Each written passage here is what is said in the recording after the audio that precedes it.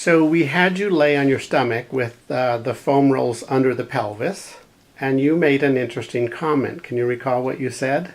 It felt good. It felt good.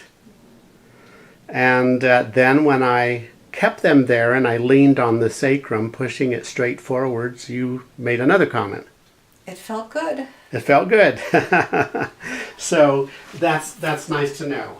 And most people don't give me that feedback during that treatment, so it's nice to know. And I'm going to test the sideward mobility now. And now I can move it sideways and take up the slack. And I can spring it and get an additional movement and then a recoil. Now I'm testing posterior, sorry. Oh, yeah. Okay, I'm doing posterior rotation and there's movement. And I can spring it and it moves and it bounces back. Oh my God, is that sore though? Okay. Wow. And on the left side I can take up the slack. There's some movement now. And I spring it and it bounces forward and then it bounces back. So when I push on this side, where is it tender? Just through here. It's sore. It's just sore. Okay. Yeah. Alrighty. Line your stomach.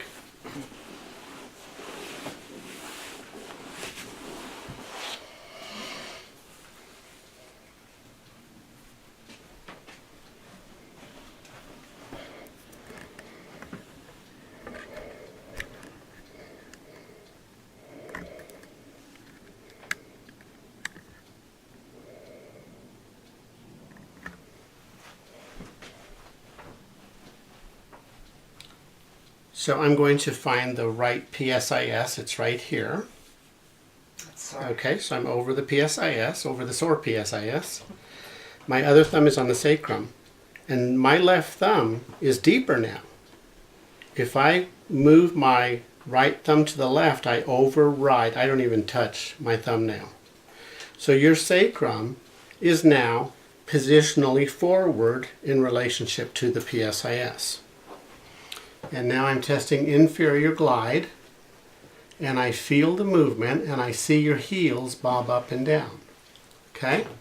Now I'm testing backward bending. Same phenomenon. I can load the sacrum, I can spring it, and I see movement translating down to your heels. That hurts on this. That hurt. Okay? All right.